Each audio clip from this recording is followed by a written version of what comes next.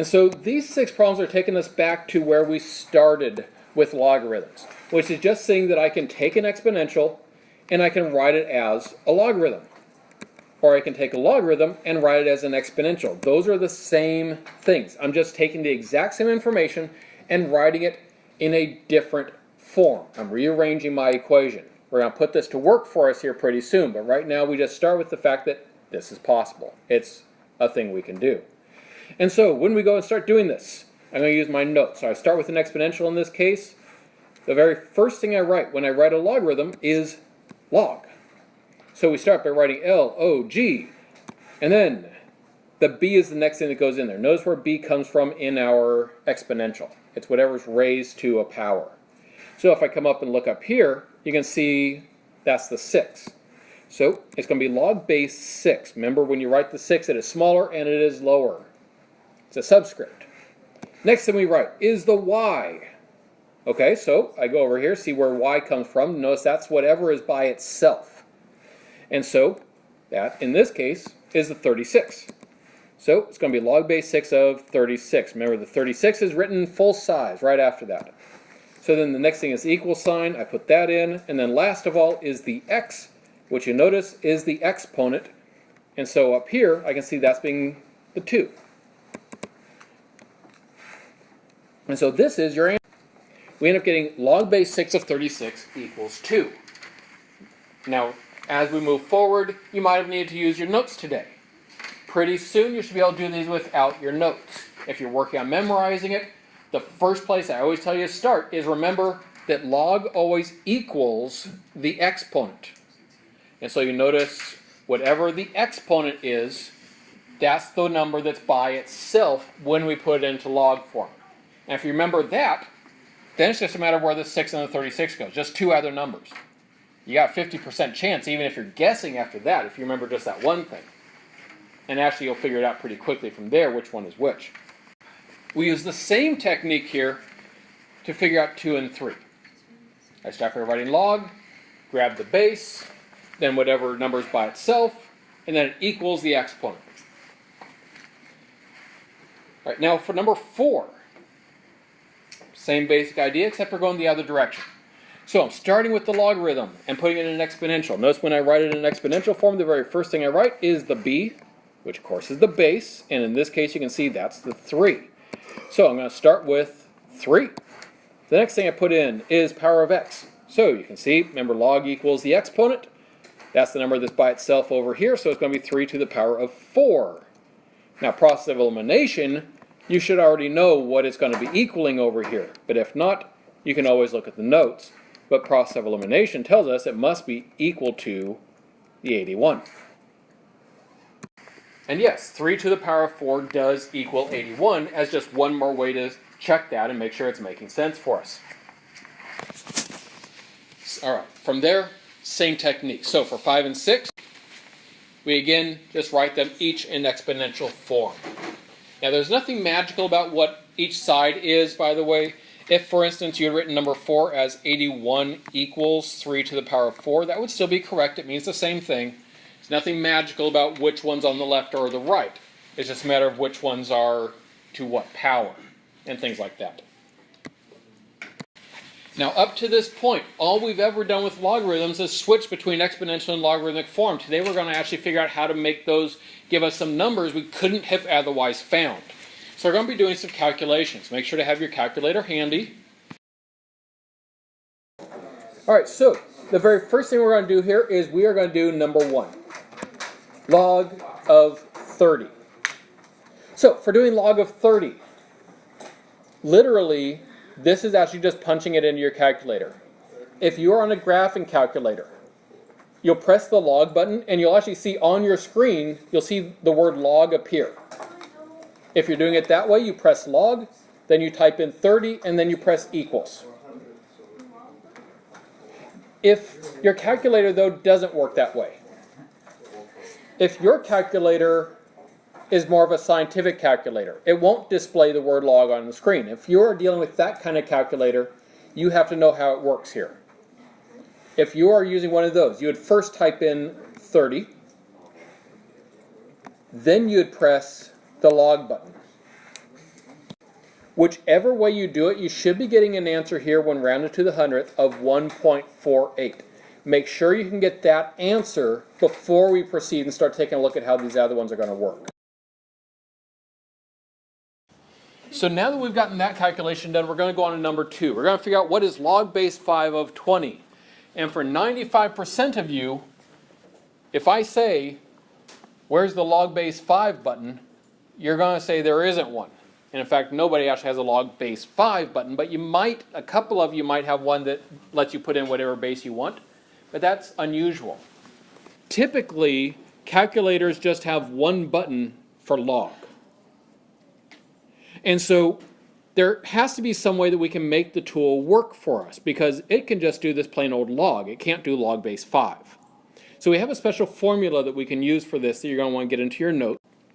It's called the change of base formula. The change of base formula allows us to change a calculation to use whatever base we need it to.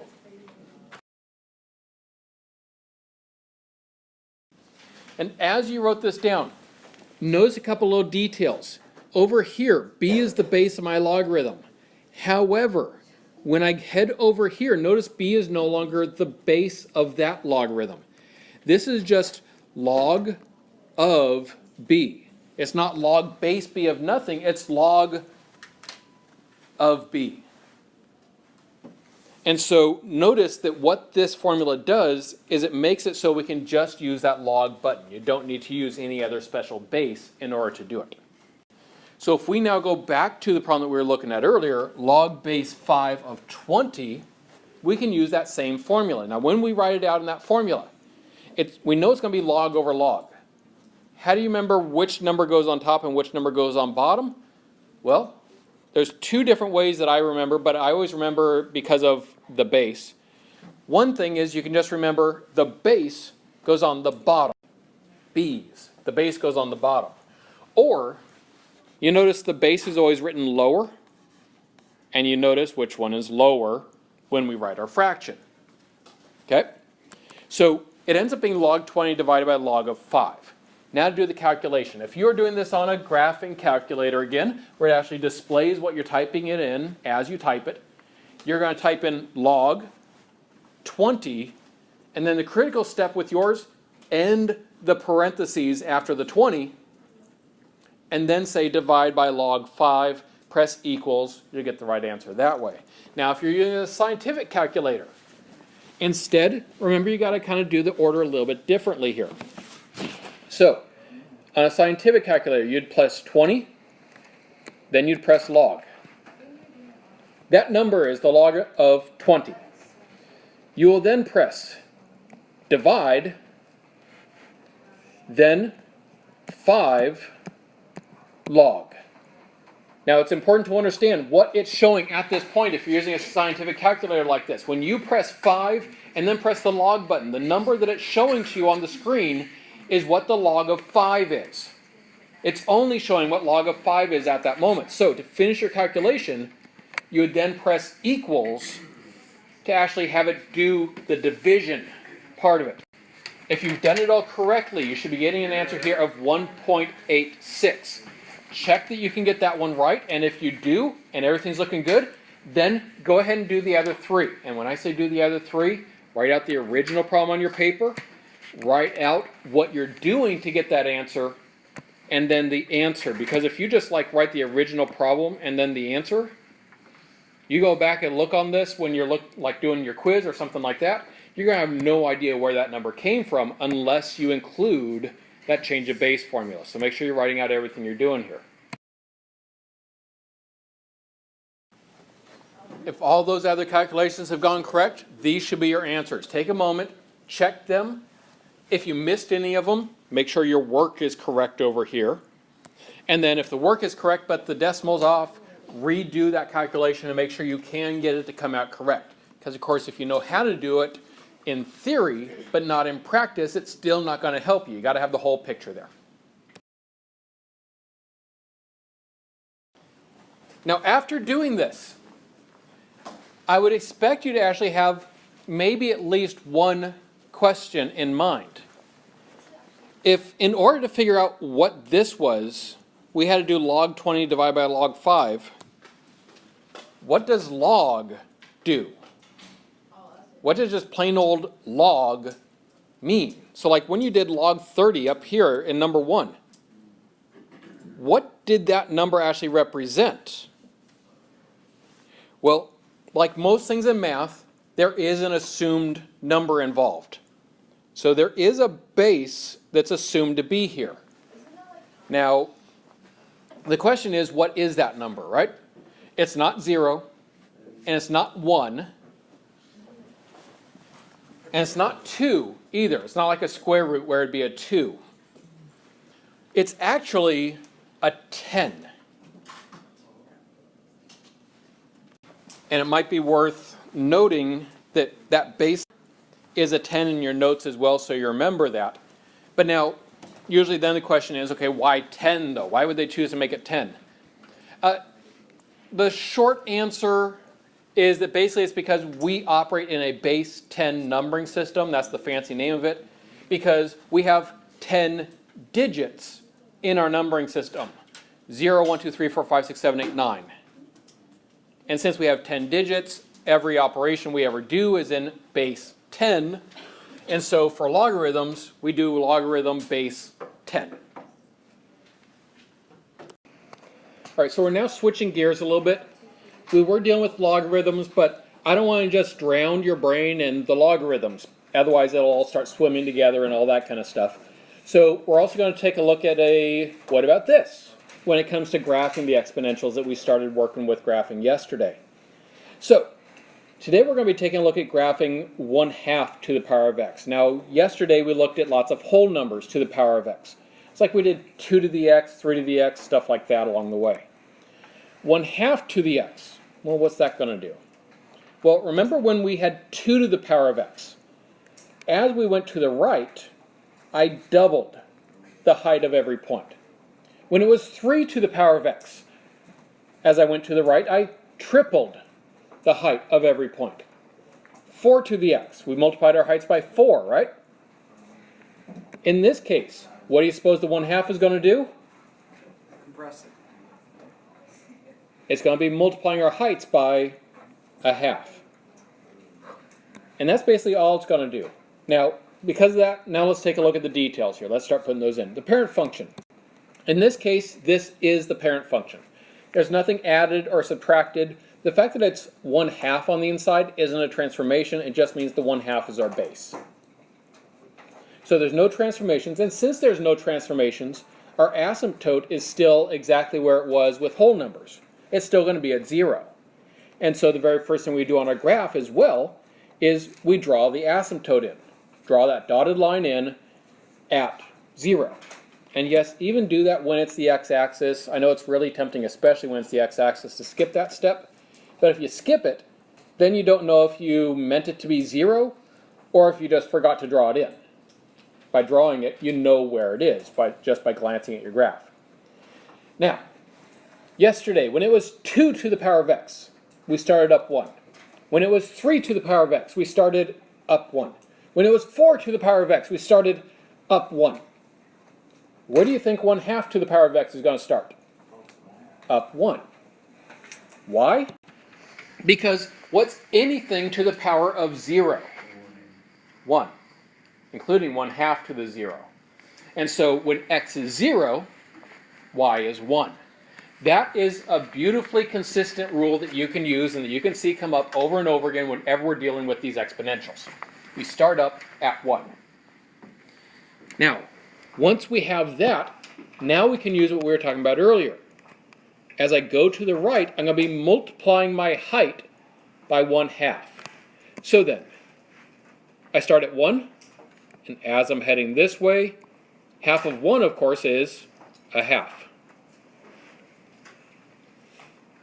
My next one over would be half that height. Now you can just do that visually too. I mean, you can just kind of plot that point and see where it is visually. Technically it's at 1/4. And then the next point would be half as tall as that. It just keeps being half as far from the asymptote. So it's getting closer and closer and closer as we go to the right. So then what do you suppose is going to happen as we are headed to the left? Well, if we're getting closer on the right, we'll go further on the left, yes. Now, let's get specific. What am I going to do to this 1 to get the next point over to the left? Yep, we're going to double it. Because if I multiply by a half going to the right, I'm dividing by a half going to the left. Remember, dividing by a half, when we divide by a fraction, you multiply by its reciprocal. It means it's the same as multiplying by 2. So I'm going to multiply by 2 going to the left. And by doing that, I get this. Now notice this pattern is a familiar pattern. This is actually the exact same pattern we use when graphing 2 to the power of x. Except it's backwards. It's getting smaller going right, and it's getting bigger going left. But otherwise, all of the numbers and how they relate to each other are the same as what it was with 2 to the x. All right, now that I've plotted those points, I can go ahead and I can draw my curve that goes through. And now we can go ahead and take a look at those last 2 questions about domain and range. So domain. What is the domain of this particular equation? All real numbers. Exactly. It goes forever left and it goes forever to the right. The range. Is it all real numbers? No, it's not. And so my range, it's going to be starting with y. And then once we have our y in there, if it'll actually write, then where's our asymptote? At 0. And are we going to be above 0 or below 0? And so your range is y is greater than 0. Remember, these it's greater than, not greater than or equal to, because it approaches the asymptote, but it doesn't actually hit the asymptote. And you got your graph. You got all the information we need for this. Now, there is one last little thing I want to talk to you about this graph. There's a little bit of vocabulary associated with these. This particular graph is what we call an example of exponential decay. It's called exponential decay because as we're moving to the right, that is, as x's are getting bigger, we're having less and less of whatever we started with. And so it's shrinking as we go to the right, getting closer to the asymptote as we go to the right. So that's exponential decay. All the previous ones we looked at, it was getting bigger, right? If it's getting bigger, what do you suppose we call it? Yep, exponential growth. Because it's growing as you go to the right. Now, those will happen according to these rules. It is exponential growth if it's a number bigger than 1 to the power of x. So like 2 to the power of x, it's growth. 3 to the power of x, it's growth. 1.1 to the power of x is growth. But exponential decay, that's anytime your number is between 0 and 1. So like 1/2 to the x, 1/3 to the x, 2/3 to the x, 0.197 to the power of x. All of those are exponential decay because, of course, if you multiply by something between 0 and 1, you get a number smaller than what you started with. And a few of you might be wondering, okay, but what would we call it if it was negative? We don't deal with negative bases. Your base is always going to be positive in an exponential because if we deal with a negative base, then you start looking at like negative numbers to the power of 1/2, which is a square root of a negative, which we can't do. It gets really messy. We don't want to deal with that. And so we only deal with bases that are positive.